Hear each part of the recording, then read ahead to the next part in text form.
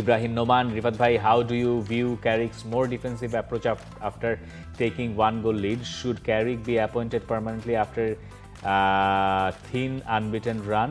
Bhai, if this winning run continues in this manner, can United finish in the top 2 in this season?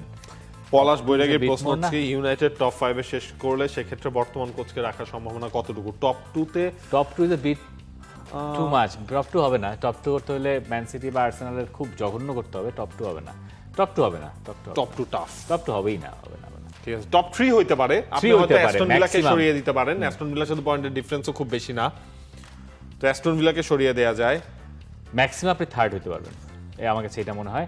Third হলে তো বিরাট success. আর যেটা বললেন যে Michael Carrick, আমার মনে হয় সঙ্গত কারণেই ওই কাজটা করেছেন। 1-0 বলে আপনি যখন লিডটা নিয়েছেন, এই ম্যাচের ধারাটাই ওইভাবে যাচ্ছিল। এই ম্যাচ ডিসাইসিভ গোল একটাই হওয়ার কথা ছিল, এর বেশি না।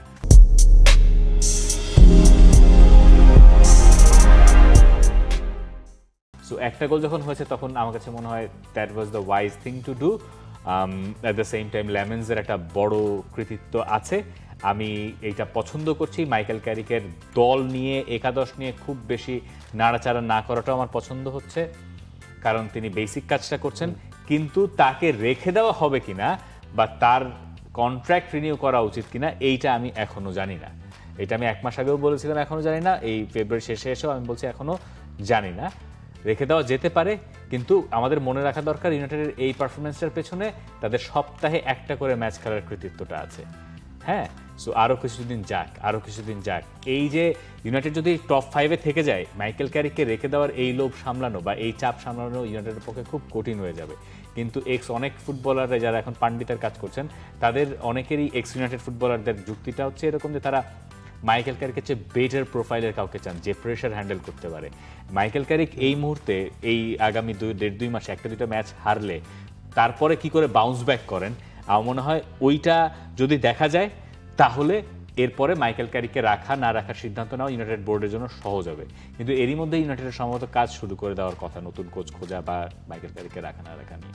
আর ক্যারিক তো এখন পর্যন্ত আপনার একটা ম্যাচও হারে নেই।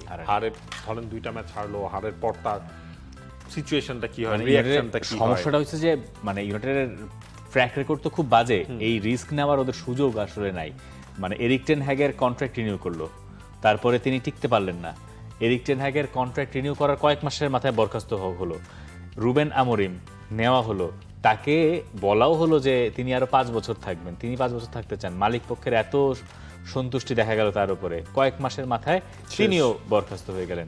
তো ট্র্যাক রেকর্ড খারাপ হওয়ার কারণে এই সিদ্ধান্ত নেওয়ার আগে 5 বার ভাবতে হবে ইউনাইটেডের বোর্ডকে, যে মাইকেল ক্যারিককে আমি রেখে দেবো। এরকম ঘটনা তো আমি সোলশারের ক্ষেত্রেও ঘটিয়েছিলাম, সেটা তো আমাকে রেজাল্ট দেয় নাই।